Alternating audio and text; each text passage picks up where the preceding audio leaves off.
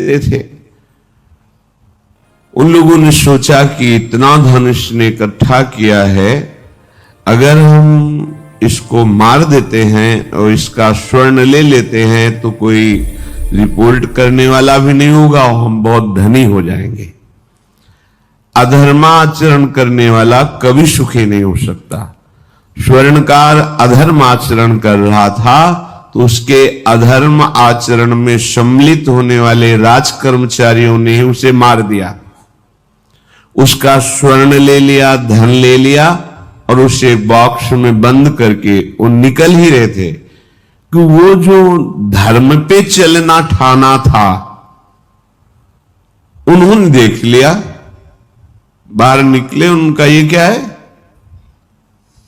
अब वो तो फंस गए क्योंकि बॉक्स में उसकी लाश थी और सब बैग झोला में स्वर्णाभूषण धन था। उन्होंने तुरंत उसको कहा, आवाज मत दीजिएगा, देखो हम तुम्हें हिस्सा दे देंगे, ये जो धन हमारे पास है इसको हम 3 हिस्से में बांट लेंगे और इसको हम नष्ट कर देते हैं, कोई जानेगा नहीं, हम राज कर्मचारी हैं, किसी तरह का फसाव नहीं होगा। उन्होंने कहा, ये मैं अधर्म का कार्य नहीं कर सकता, मैं तो अब हल्ला मचाऊंगा, सबको बुलाऊंगा और बताऊंगा कि तुमने इसकी हत्या की है और इसका धन अपहरण कर रहे थे। अब राज कर्मचारी, उन्होंने सोचा हमारी ड्यूटी भी जाएगी, धन भी जाएगा, सजा भी मिलेगी। दोनों ने इशारे में ही बात कर ली और हल्ला मचा के दौड़ पड़े, पकड़ो इसे, पकड़ो, जाने न पाए। उसे पकड़ लिया, लोग इकट्ठा हुए, क्या हुआ, देखो ये धन अपहरण करके जा रहा था, इसकी हत्या कर दी। तो हम लोग गश्त लगा रहे थे तो हमें शंका हुई, आए तो देखा ये पकड़ा गया, जो धर्म से चल रहा था उसको पकड़ लिया। अब तो प्रमाण, राजकर्मचारी खुद गवाही देने के लिए तैयार, उसे बंद किया गया, मुकदमा हुआ। वो बार बार जज के सामने यही कहता था, जिसकी कसम खवाओ हम कसम खा लेते हैं, हमने बिल्कुल ये कार्य नहीं किया, ये लोग ये कार्य कर रहे थे, हमने इनको रोका तो इन्होंने मुझे साझेदारी के लिए, पर मैंने वो स्वीकार नहीं किया तो फिर इन्होंने ऐसा किया। पर उसकी कौन बात माने, राज कर्मचारी गवाही। मुकदमा लंबा खिंचा, उसे जेल में रखा गया। हर बार आके वो यही प्रार्थना करता, कई वर्ष तक चलता रहता मुकदमा, जेल का उसे बड़ा कष्ट भोगना पड़ता। वो विचार करता कि मैं अगर हिस्सा ले लेता तो बच जाता, लेकिन धर्म से चल रहा था तो देखो मुझे कष्ट भोगना पड़ा। मुझे लगता है भगवान के दरबार में न्याय नहीं है, धर्म रक्षा नहीं करता, ऐसा लगता है। एक दिन आया और रो करके यही बात कही जज के सामने कि मुझे लगता है भगवान नहीं है, क्योंकि मैं बार बार सत्य को साक्षी करके कहता हूं कि मैंने ये कर्म नहीं किया और मुझे दंड दिया जा रहा है, मुझे क्लेश दिया जा रहा है धर्म से चलने के कारण। अगर मैं सम्मिलित हो जाता तो मुझे तीसरा हिस्सा मिलता और बिल्कुल बात शांत होती। ये क्या धर्म है, कहां भगवान है। जज ने इस पर गौर किया, कई वर्ष वो जेल भोगता रहा, मुकदमा चलता रहा। तब जज ने गौर किया कि बार बार ये कहता है इसकी जांच की जाए, तो हत्याकांड होते ही रहते हैं। एक शव आया वहां, जज ने मंगवाया था, जो पोस्टमार्टम के लिए जाता है, मंगवाया और कहा देखो इसका कोई नहीं है, अंतिम संस्कार के लिए अपने ही लोगों को जाना है। तो 2 कर्मचारी जो थे सरकारी, जो स्वर्ण चोरी में सम्मिलित थे, उनको और उसको कहा कि बस तुम थोड़ी देर नदी के किनारे बैठे रहना, हम और लोगों को लेकर के आते हैं। और एक आदमी को छुपा के बैठा लिया। और राज कर्मचारी नदी के किनारे शव को लेके बैठे, उसको देखा जिसको बहुत कष्ट दिया जा रहा था, सारा आरोप उसके ऊपर था, जो धर्म से चल रहा था। उसे कहा माना नहीं ना, अगर मान लेता तो तीसरा हिस्सा भी मिल जाता, बात वही खत्म हो जाती है। देखा, फंसा दिया, तेरे को आजीवन कारावास मिलेगा, कोई नहीं बचा सकता तेरे को।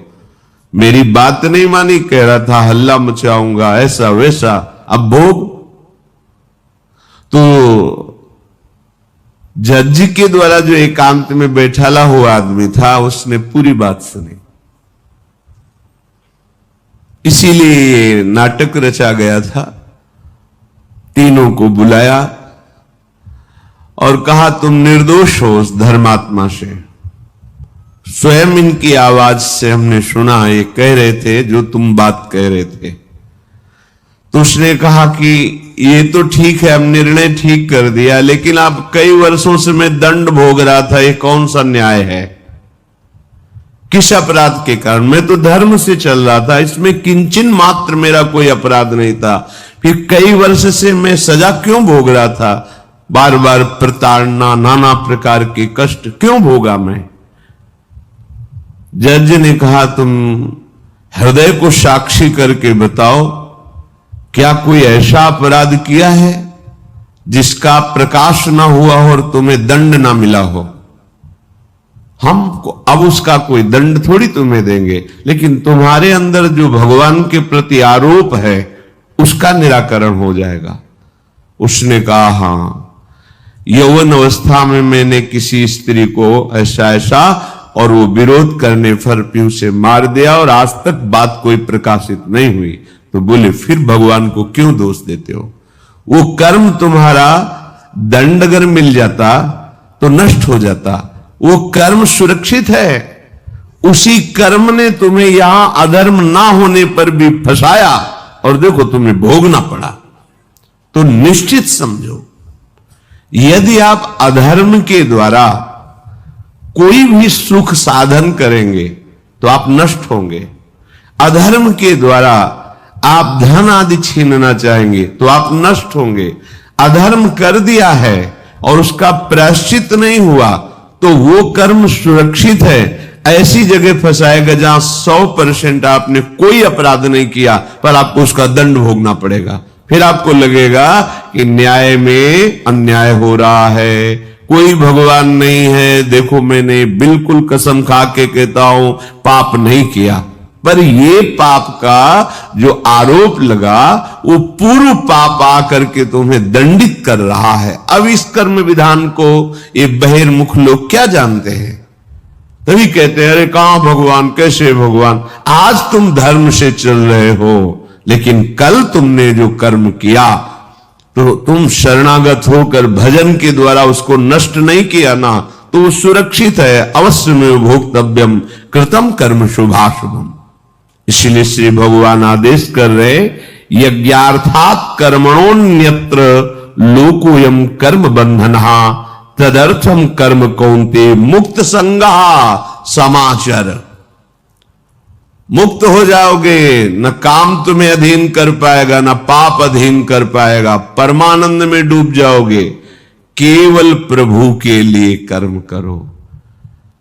ये अगरबत्ती, धूप बत्ती, आरती, पूजा प्रभु को अपना नहीं माना तो ये थोड़ा शुभ कर्म बन गया, बस ये तुम्हारा प्रायश्चित नहीं होगा। जो तुमने अधर्माचरण के अगरबत्ती धूपबत्ती से खत्म होने वाले नहीं हैं, उनके लिए तुम्हें नाम जप करना पड़ेगा, नाम कीर्तन करना पड़ेगा।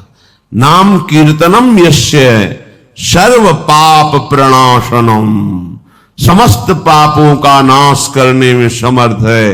राधा राधा राधा, कृष्ण कृष्ण कृष्ण, गोविंद गोविंद गोविंद।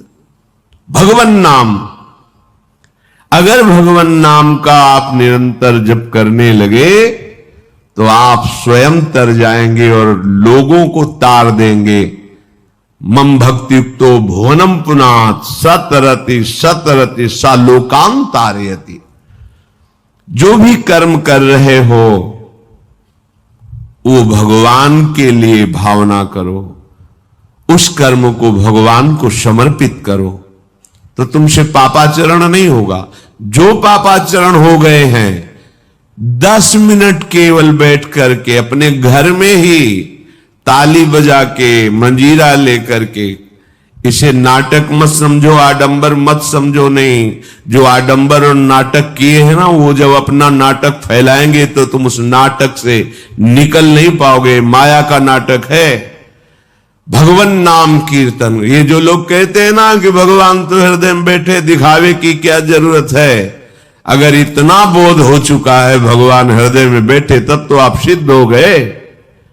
केवल वाणी से बोल रहे हो, मन मानी आचरण कर रहे हो, दुर्गति को प्राप्त हो रहे हो, तो है ना सबके हृदय क्षत विकारी, पर सकल जीव जग दीन दुखारी।